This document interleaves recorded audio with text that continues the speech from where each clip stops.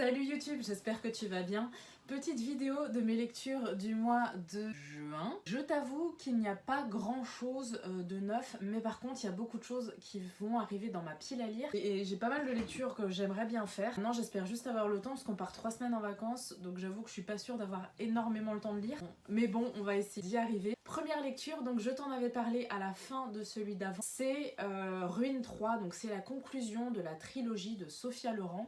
Alors je dois dire que je doute un petit peu de la fin, surtout que j'ai trouvé que le style était écrit en fait très fataliste. Pendant tout, alors je peux pas exactement te dire de quoi sans tout te spoiler, donc je vais essayer de rien dire, mais en fait tout était trop fait pour te dire que ça va mal se terminer pour qu'effectivement ça se finisse mal. En tout cas pour le personnage dont je suis en train de parler. Maintenant, on va pas se mentir, c'est quand même, y a quand même une sacrée hécatombe, il y a quand même pas mal de personnages qui finissent par mourir, hein, tout simplement. Et y compris des personnages auxquels tu t'es attaché pendant toute la trilogie. Ce qui fait qu'il y a quand même une certaine prise de risque dans cette fin de trilogie, donc c'est quand même plutôt agréable, puisque ce serait trop facile en fait que tout se termine bien et que tout le monde vit dans le meilleur des mondes possible. C'est pas tout à fait le cas, et donc je trouve ça quand même agréable de voir une fin quand même qui essaye de prendre des risques, enfin qui n'essaye pas d'ailleurs, qui prend des risques pour éliminer un certain nombre de personnages auxquels tout le monde a pu s'attacher durant cette trilogie. Et bon, elle se mouille, mais on va dire pas trop quand même. Néanmoins, je pense que c'est quand même une bonne fin pour cette trilogie, ça boucle bien, la boucle est bouclée on va dire. On a fait mine de rien un très long voyage entre ce qui se passait au tout début du 1 où Alex ne se souvenait strictement de rien, et maintenant à la fin où il sait qui il est, d'où il vient et les progrès qu'il a fait par rapport à la personne qu'il était avant. Il y a quand même un beau voyage d'effectuer pendant ces trois volumes, et donc c'est une trilogie vraiment très agréable à lire. J'ai également lu la suite de Sherlock, Lupin et moi. Celui-là se passe également à Londres. Irène donc a déménagé suite aux événements du précédent. J'ai failli balancer ce qui se passait, on va peut-être éviter. Elle a donc déménagé à Londres, elle y retrouve évidemment ses deux amis Sherlock Holmes et Arsène Lupin. Ce tome-ci est un petit peu plus centré sur la relation qu'il y a entre les personnages. On n'oublie pas les bisous qu'il y a eu avec Arsène, on n'oublie pas le bisou qu'il y a eu avec Sherlock, et elle commence à se poser des questions justement, savoir comment leur relation à tous les trois va pouvoir évoluer, puisque ces bisous ont été faits, et même si personne n'en parle entre eux, faut pas non plus les oublier. L'histoire est quand même bien sympa aussi. Je trouve que c'était un petit peu mieux que ce qui avait pu se passer sur les épisodes précédents, où franchement on s'ennuyait un peu et on se demandait bien où est-ce qu'on voulait aller. Là sur celui-ci j'ai trouvé que c'était quand même un petit peu plus intéressant, je me suis un petit peu plus intéressée à l'histoire et donc au développement des personnages. J'ai donc la suite, tu le sais puisque ça m'a été offert par mon anniversaire, et bon, je pense pas le lire ce mois-ci, je ne pense pas, je pense que je n'aurai pas le temps, mais en tout cas je le retrouverai avec plaisir, je pense, au mois d'août. Ensuite, chez Pictures. Alors, il faut savoir que c'est le numéro 4, mais en réalité c'est le numéro 5. Il est noté comme numéro 4 en français, mais en vrai, il y en a un intermédiaire, d'après ce que j'ai compris sur Goodreads, qui est en fait un espèce de conte de Noël, parce que je trouvais ça bizarre que dans le numéro 4, enfin mon numéro 4, les parents soient mariés, alors qu'à la fin du numéro 3, ils ne l'étaient pas. Bon, en l'occurrence, je pense qu'ils se marient dans le vrai numéro 4, et donc là, tu les vois, ils sont mariés. Enfin, sur ce livre-là, on s'intéresse à Connor, le seul auquel on ne s'était pas encore intéressé. Et encore, on ne s'intéresse pas vraiment à Connor, c'est pas vraiment par lui qu'on voit les choses, même si un petit peu quand même, mais plutôt par les yeux de son ex, non j'allais dire de son ex-femme, mais non, puisqu'ils ne sont pas mariés, donc de son ex tout court, puisque elle décide de déménager chez Pictures pour ouvrir sa propre boutique avec son fils. Ça bouscule un peu Connor, qui justement en fait ils se sont séparés puisque Connor ne voulait pas se marier. C'est un avocat spécialiste dans les divorces, qui fait que bon, son idée sur le mariage, en plus de ce qui était arrivé à ses parents, ne l'a pas vraiment encouragée à se marier, tandis que elle, c'est vraiment ce qu'elle voulait, et donc leur incompatibilité a fait qu'ils se sont séparés. mais le fait qu'elle revienne à Chesa Pictures, bah lui ça va le perturber un peu, puisque d'une, il voit bien qu'elle est très proche de sa famille, toute sa famille lui dit mais franchement t'as déconné, cette nana là elle est super, il faudrait que tu l'épouses, et lui vraiment ne veut pas. Et bah du coup, bah forcément, là en plus ses parents se sont remariés, donc il commence à se poser des questions. C'est toujours hyper agréable à lire, j'adore cette série de livres.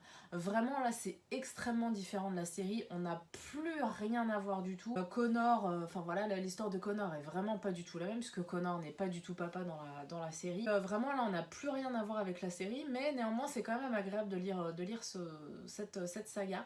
Moi en tout cas vraiment j'aime beaucoup, parce que bah, c'est vraiment très frais, ça se lit facilement, enfin franchement ça se lit hyper rapidement, hyper facilement, enfin vraiment c'est très très bien écrit et j'ai hâte de pouvoir lire la suite. Enfin mon petit dernier de ce mois-ci, c'est un roman d'Isabelle Moreau-Cyr, à chaque fois j'ai envie de dire Moreau-Sœur, à l'anglaise alors que je pense que pas du tout. C'est elle en fait qui m'a contactée via Twitter et qui m'a dit mais en fait je lis et tout mais je t'ai jamais proposé un seul de mes romans, ce qui fait que bah moi j'avais pas vraiment d'idée parce que je connais pas encore son œuvre. Enfin, je ne connaissais pas encore son œuvre, ce qui fait que je savais pas trop quoi lire, et je lui ai dit bah, en fait que d'habitude j'étais pas trop dystopie, mais que là pour le coup bah, je tenterais bien de dystopie. Ce qui fait qu'elle m'a conseillé ce livre-là, et alors pour le coup j'ai vraiment adoré. Le concept de départ, c'est qu'en fait, Tamara est une jeune fille de 16 ans, je crois. Alors, donc on est dans une dystopie, je viens de te le dire. Apparemment, donc elle est mère de la patrie, donc ça veut dire que ce sont des jeunes filles qui sont regroupées entre elles, et leur seul but dans la vie, c'est de procréer. Elle est pas du tout d'accord pour ça, c'est pas du tout son but dans la vie. Elle, ce qu'elle aurait voulu faire, c'est être architecte. Donc elle adore dessiner, elle dessine les maisons, elle adore ça. Et puis bah donc voilà, elle est quand même forcée à être mère de la patrie, et le jour arrive où dans sa prison dorée, on lui présente son premier, alors je sais plus comment elle appelle ça, mais son premier donateur, on va dire. Et en fait, ils doivent s'enfermer pendant 3 jours et procréer. Et le fait est que ça va bouleverser sa vie à lui comme à elle. Je ne vais pas dire ce qu'il se passe, mais en tout cas, rien que cette idée de mère de la patrie, je trouve ça terrible et à la fois génial. Et ce qui est assez rigolo, c'est que c'est une dystopie, hein, puisque je ne crois pas que ça existe du tout. Mais en même temps, il y a des choses extrêmement réalistes dans son roman, puisque elle nous parle de villes françaises, donc de Marseille par exemple. Elle nous parle de choses concrètes, quoi. C'est à peine si elle nous parle pas de Netflix et d'internet. Enfin, je veux dire, c'est assez. Enfin, du coup, ça fait extrêmement peur parce qu'on se dit, mais finalement, c'est quelque chose qui pourrait être pas si loin que ça, même si heureusement on n'y est pas encore. Mais en tout cas, voilà. Donc, c'est un roman que j'ai beaucoup aimé.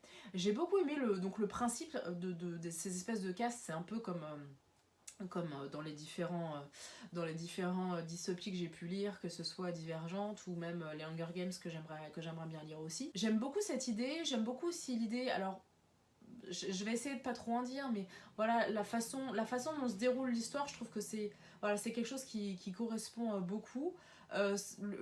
Son donateur, dont malheureusement j'ai oublié le prénom, mais faut pas m'en vouloir, voilà, je suis comme ça. Lui c'est pareil, ça bouleverse un peu sa vie, puisque lui était pas du tout comme ça au départ, et puis bah finalement il s'est attaché à elle, hein, clairement, pendant ces 3 jours où ils se sont connus. Donc voilà, c'est un roman que j'ai beaucoup aimé. Forcément ça m'intrigue par rapport à l'œuvre d'Isabelle. Il y avait des choses que j'avais lues sur son site, donc puisqu'elle m'avait demandé à moi au départ ce que je voulais lire, et je lui ai dit bah écoute, comme je connais pas, je vais me fier à toi. Et il y avait des choses qui du coup m'avaient interpellée, et je pense, alors peut-être pas dans l'immédiat parce que là j'ai énormément de choses à rajouter dans ma pile à lire, mais je pense qu'effectivement il y aura certainement des romans d'Isabelle Moreau-Cyr dans ma pile à lire dans les prochains mois. Alors, dans ma pile à lire, tu l'as vu ce mois-ci, je n'ai pas lu le tome numéro 2 de notre amie la passe miroir, tout simplement parce que comme je te le disais dans la vidéo précédente, j'ai un petit peu de mal à lire, même si là j'essaye, pas je me force, mais c'est vrai que j'essaie de balancer un petit peu entre mon boulot, le fait que j'ai envie de jouer aussi en ce moment, je joue beaucoup à la PS4, j'ai quand même envie de lire aussi, donc j'essaie de balancer. Maintenant le truc c'est que j'arrive plus à lire sur la liseuse, En fait c'est le soir, je suis sur la tablette qui est rétroéclairée pendant que l'homme dort. C'est à ce moment là que j'arrive à lire, ce qui fait que les livres physiques j'arrive pas trop à les lire.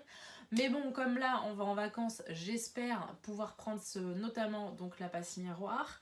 J'ai reçu, et je la remercie beaucoup puisque de toute façon j'avais l'intention de le lire, c'est le dernier Mélanie Taquet. Je t'en ai déjà parlé de ces 2 romans précédents. Celui-là j'étais trop contente de le recevoir parce que franchement j'avais grave envie de le lire. Donc c'est pareil, je vais le prendre avec moi sur les vacances qui donc vont quand même durer 3 semaines. Je sais pas du tout si j'aurai l'intention, enfin je sais pas du tout si j'aurai l'occasion de lire l'un comme l'autre, mais d'ailleurs ça me fait penser qu'il n'y aura pas de vidéo lecture le 1er août puisque le 1er août est un samedi. Le mois d'août sera un petit peu particulier au niveau des vidéos puisque comme je viens de te le dire, je pars 3 semaines en vacances. Donc j'aurai pas du tout le temps de tourner, ni de faire de montage, forcément. Pardon. Ce qui va se passer, c'est que là, le mois de juillet, tu vas avoir les vidéos, on va dire, normales que j'ai préparées en avance, donc celle-ci. À la fin du mois de juillet, tu auras l'unboxing normal, et entre les deux, tu auras 2 vidéos que j'ai déjà préparées. Et sur le mois d'août, donc ça va être un petit peu particulier, puisque donc le 1er est un samedi, donc c'est ma vidéo gaming du mois du 1er et du 15. Le 15, c'est pareil, c'est un samedi. Donc du coup les 2 sont déjà prévus. La semaine entre le 1er et le 15, j'ai fait un let's play. C'est la première fois que j'ai fait un let's play, mais j'ai fait un let's play, donc comme ça tu vas avoir les 3 épisodes, puisque c'était un jeu très court. On va avoir les 3 épisodes, donc ça fait déjà les 3 premières semaines d'août, et probablement qu'il y aura un unboxing du mois d'août, enfin ce sera en fait plus ou moins juillet-août, puisque là tu vois on est le 2 juillet, et la vidéo d'unboxing de juillet est déjà tournée, donc voilà, je me suis arrangée, donc je pense que ce sera juillet-août, et puis on reprendra la lecture sur le 1er samedi du mois de septembre. Donc je pense que du coup mes lectures, ce sera plutôt mes lectures du mois de juillet et août. C'est aussi ce que j'avais fait l'été dernier, parce que c'est compliqué quand on part en vacances de pouvoir tourner et de pouvoir monter les vidéos. Du coup j'ai bon espoir que tous ces livres là finalement soient lus. Donc La Passe Miroir, donc Sherlock, Lupin et moi, donc Mélanie Taquet. J'aimerais bien aussi commencer l'élite, mais bon on verra. Et puis j'espère pouvoir lire Anne-Isabelle Maurossire, et bien évidemment je rajoute le 5e, alors pour le coup 6e je pense, de chez Epic Shores. Pour le coup j'ai absolument aucune idée de qui on va parler, puisque là ça y est on a parlé des 5 enfants et du couple parental qui s'est remarié. Du coup j'ai vraiment aucune idée de quoi on va parler. Là c'est vraiment l'aventure, ça y est on a posé les bases, tout le monde a son couple, tout le monde est marié, tout le monde a éventuellement des enfants. Donc maintenant j'attends de voir avec impatience ce qui va se passer dans notre famille O'Brien, parce que là pour le coup j'ai vraiment aucune idée, donc c'est vraiment la grosse découverte et j'ai hâte. Il faudrait également que je reprenne Kate Daniels. J'avoue que pour l'instant j'en ai pas lu, et j'avoue que pour l'instant ça ne me manque pas. Je pense que je vais quand même essayer de le mettre sur la liseuse, donc on verra cet été comment je lis. Est-ce que je lis sur la liseuse, est-ce que je lis des livres physiques? J'en sais rien, on verra bien. Je pense que je vais quand même le mettre sur ma liseuse parce qu'il faut pas que j'abandonne, il m'en reste quand même quelques-uns à lire. Et après tout, j'avais beaucoup aimé. J'ai quand même fait une longue pause de Kate Daniels, donc il serait peut-être temps que je reprenne un peu avant d'avoir complètement oublié l'univers sympathique et trépidant qu'est Kate Daniels. Voilà, je pense que ce sera tout pour cette semaine. J'espère avoir le temps de monter, parce que là aujourd'hui on est vendredi, la vidéo est censée sortir demain à 14h. Donc j'espère avoir le temps de le monter, et entre temps je te dis à la semaine prochaine. Allez, salut!